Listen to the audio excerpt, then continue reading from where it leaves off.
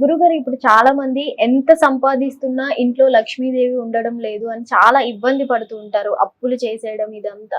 So అసలు డబ్బు నిలకడగా మన ఇంట్లో ఉండాలి, మన దగ్గర ఎల్లప్పుడూ మనతో పాటు డబ్బు ఉండాలి అంటే ఏం చేయాలంటారు గురుగారు? పరమేశ్వర ఇప్పుడు ప్రతి ఒక్క మనిషిలో నడవడయ్యేది, ప్రతి ఒక్క మనిషిని యంత్రం మాదిరిగా నడిపించేది ధన ప్రభావం. ప్రతి మనిషిలో అనేది లక్ష్మీ కటాక్షణం చాలా అవసరం. లక్ష్మీ కటాక్షణమే కాక మనిషికి ముఖ తేజస్సు, జీవజ్యోతి అనేది ప్రతి మనిషిలో కళ అనేది ముఖ్యమైన విషయం. ఆ కళను కోల్పోయినప్పుడు మనిషిలో ఉండవలసిన ధన బలము, ధైర్య బలము, యోగ బలము మనిషికి తగ్గిపోతూ ఉంటుంది. ఆ బలము తగ్గినప్పుడే మనిషి నిరాశ చెందుతూ ఉంటాడు. అలాంటి నిరాశ చెందటం వల్ల ధనలక్ష్మి ప్రభావం వెనక పడిపోతూ ఉంటుంది. అతనికి సంబంధించిన ధన ప్రభావితమైన బంధనలతోని వాళ్ళలో ఉండవలసిన ముఖ్యమైన స్థితి ఏందయ్యానంటే వారి సమస్యల నుంచి ఎలాగ బయటపడాలో, యుద్ధం చేయాలో తెలియనిక కష్టపడుతున్నా ముందుకు పోలేక కొంతమంది అశ్రద్ధ చేస్తూ, కొంతమంది చెడు స్నేహాల వల్ల, కొంతమంది కొన్ని చెడు ప్రభావితమైన కర్మల వల్ల వాళ్ళు మొత్తానికి ఇబ్బందులు పాలైపోయి లక్ష్మి అనేది వాళ్ళకి కటాక్షణం అందకోకుండా పోతుందన్నమాట. ముఖ్యంగా లక్ష్మీ కటాక్షణం మనిషి ప్రతి జీవికి అవసరం. ఆ జీవిలో ఉండవలసిన తత్వం ఉదయం అనేది మనిషి ప్రతి ఒక్క మనిషి మీద స్త్రీయే గాని పురుషుడే గాని దైవ స్మరణ చాలా అవసరం. నిత్య దైవ స్మరణ, నిత్య దీపారాధన మనసులో ఉండవలసిన జ్ఞానానికి, శక్తికి అనుకూలమైనది దైవ స్మరణ. ఈ దైవ స్మరణ వల్ల ప్రతి మనిషిలో ఉండవలసిన కొన్ని కర్మలు అనేది తగ్గిపోయి ముఖ్యంగా లక్ష్మీ ప్రభావితమైన ఆలోచన ముందుకొస్తూ ఉంటుంది. లక్ష్మీ ప్రభావితమైన సమస్యలలో మనసుకి ఎన్ని విధాలుగా ప్రయత్నం చేసినా, ఎన్ని దైవ కార్యాలు చేసినా, ఎంత మంచి చేసినా ఎదగకోకుండా ధన ప్రభావం గంగలో కొట్టుకొని పోతుంది అంటే అతనికి ప్రభావితమైన కొన్ని చెడు ప్రభావాలు జరిగినాయి అన్నమాట.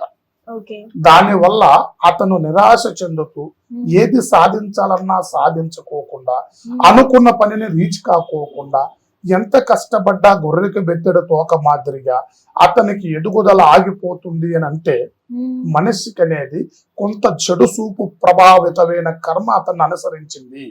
అతని ఎదుగుదలకి అడ్డుపడుతుంది. లక్ష్మీ ప్రసన్నం కాకోకుండా ఇబ్బందులు జరుగుతున్నాయి. అతనిలో ఉండవలసిన కర్మాఫలం పెరిగిపోతుంది. మనిషి ఏది కావాలనుకున్నా అందుకోలేకపోతున్నాడు. వాటికి సంబంధించిన కర్మలకి మనం తగువైన చర్యలు మనం చేయగలుగుతాం. అంటే గురుగారు ఇప్పుడు అప్పుల్లో కూరుకుపోవడం కూడా ఒక కర్మఫలం అనే అనుకోవచ్చు. ఖచ్చితంగా. రుణాల బంధం రూపేణం పశులతే సుతాలయ. ప్రతి మనిషి జీవితం అనేది ఒక రుణబంధనతో ఏర్పడింది అని అంటే వారిలో ఉండవలసిన చెడు ప్రభావితమైన కర్మ అనేది అతన్ని వెంబడిస్తుంది. అతను ఎదగకోకుండా కొన్ని రుణ బాధలకి బానిసైపోయి మనిషి ఎక్కడికి పోయినా చేతికి దక్కక, చేసే పని అభివృద్ధి లేక కొన్ని రుణ బాధలకి మనిషి లోనైపోతూ ఉంటాడు. కొన్ని అనివార్య కారణాల వల్ల కుటుంబ పరిస్థితిని బట్టో, లేదో ఇల్లులు బట్టో, ఏదో భూమిని బట్టో ప్రతి ఒక్క మనిషి భూమికి కొంత ఖర్చు అప్పు చేస్తూ నడిపిస్తూ ఉంటాడు. కానీ వారు చేసే పని అభివృద్ధి అయ్యి మనిషికి ఎదుగుదల ఉన్నది, అతను లక్ష్మి సంపాదిస్తున్నాడు అని అంటే వెనక పడిపోడు. అతను ఏది కష్టపడ్డా రీచ్ కాకోకుండా, అతను పెట్టుకున్న టార్గెట్ ఎదుగుదల లేకోకుండా ఏదైతే ఇబ్బంది పడి వెనక పడిపోతాడో అప్పుడు ఇవన్నీ ఒత్తిడి చూపిస్తూ ఉంటాయి మనిషికి. ఆ ఒత్తిడి ఎందువల్ల చూపిస్తుంది? మనిషికి ఉండవలసిన చెడు ప్రభావితమైన దాని వల్ల చూపిస్తుందా? మనిషిలో నవగ్రహ స్థితి చనిపోతుందా? అతనికి తగ్గి బలాన్ని తగ్గిస్తుందా? అతనిలో ఉండవలసిన జీవబలం, పంచభూతాలు ఏకదాటిగా యుద్ధం చేయలేకపోతున్నాయా? మనిషి నిరాశ పడుతున్నాడా? అప్పుడు దానికి సంబంధించిన కార్యాన్ని మనం ఏర్పాటు చేయొచ్చు. గురుగారు ఇప్పుడు చాలా మంది ఏమనుకుంటారంటే ఉన్న వాళ్ళ దగ్గరికి వెళ్ళి డబ్బంతా చేరుతుంది, లేని వాళ్ళ దగ్గరికి ఎప్పటికీ రాదు అనుకుంటూ ఉంటారు కదా, ఇది వాస్తవమేనా? వాస్తవం కాదు తల్లి.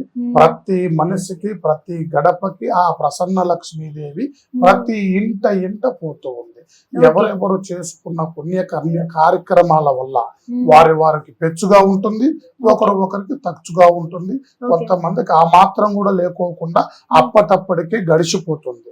వాటికి ఉండవలసిన బలం అనేది ఇక్కడికి రాదు, ఇక్కడికి పోదు అనేది ఉండదు. పూర్వచల్మ పుణ్య ఫలాలు కొన్ని ఉంటాయి, కర్మ ఫలాలు కొన్ని ఉంటాయి, కొన్ని చేసిన ఇబ్బందులు కొన్ని ఉంటాయి. మనిషి ఎదుగుదలకి మనుగడకి ఎదుగుదల లేకోకుండా కొన్ని శుద్ర తాంత్రిక ప్రయోగాల వల్ల కూడా మనిషి కొంత ఇబ్బందులు పడుతూ కొన్ని ఎదుగుదల ఇబ్బందులు అడ్డంకులు చేస్తూ ఎదగనీయకోకుండా కూడా కొంతమంది చెడు ప్రయోగాల వల్ల కూడా మనసులు అడ్డంకుల పాలైపోతూ ఉంటారు. అంటే గురువు గారు డబ్బు రాకుండా కూడా చేయొచ్చు అంటారు. ఖచ్చితంగా మనిషి ఎదగకోకుండా ఆపినప్పుడే ధన ప్రభావం ఆగిపోతుంది. మనిషిలో ఏ కష్టం చేసినా ఫలితం దక్కకోకుండా పోయినప్పుడే ధన ప్రభావం ఆగిపోతుంది. మనిషి ఏది కావాలనుకుంటే అది సాధించినప్పుడే మనిషికి ధన ప్రభావం ఆగిపోతుంది. మనిషిలో నిరాశ ఎప్పుడైతే తగ్గిపోతుందో, ధైర్య శక్తి ఎప్పుడైతే కోల్పోతాడో ధనశక్తి కూడా మనిషికి తగ్గిపోతుంది. అంటే గురువు గారు ఇప్పుడు ధనం రాకుండా ఆపవచ్చు అన్నారు కాబట్టి రావడానికి కూడా ఏదైనా చెయ్యొచ్చు. ఖచ్చితంగా మనిషిలో ఉండవలసిన ప్రతి ఒక్క మనిషికి వాళ్ళల్లో ఉండవలసిన బలాన్ని పెంచినప్పుడు, అతనికి ఉండవలసిన శక్తిని రెట్టింపు చేసినప్పుడు, అతనిలో ఉండవలసిన నవగ్రహస్థితిని ఏకపరిచినప్పుడు, మనిషిలో తేజస్సుని పెంచినప్పుడు ఆటోమేటిక్ గా అతను ఏది సాధించగలుగుతాడో అది సాధించేస్తాడు. ధన ప్రభావం అనేది ముందుకు వచ్చేస్తాడు. ముఖ్యంగా మనం మనిషిని మార్చాలి తప్ప ధనాన్ని మార్చాల్సిన అవసరం లేదు. అంటే డబ్బు రావడానికి ఏం చేయడం ఇవన్నీ మనిషిని మారిస్తే ఆ ధన ప్రభావమే అతనికి వచ్చేస్తుంది. అర్థమైందా తల్లి? ముందు మనిషిలో ఉండవలసిన నవగ్రహ స్థితి, మనిషి ఆత్మలో ఉండవలసిన పంచభూతాలు ఏకదాటికి నడిపినప్పుడే, మనిషి సాధించినప్పుడే, అతనిలో ఉండవలసిన దైవ బలం ఎలిగినప్పుడే మనిషికి ధన ప్రభావితమైనది ముందుకు సాగిపోతుంది. అర్థమైందా తల్లి? ధనము రావాలి అంటే నువ్వు కష్టపడాలిగా. కష్టే ఫలే సుఖం. మనిషికి కష్ట ఫలితం లేనిది సుఖపడలేడు కదా తల్లి. ఆ కష్టాన్ని అతను ఏ విధమైన కర్మలు ఆపుతున్నాయో ఆ కర్మ నుంచి మనం విముక్తులు చేయగలుగుతాం.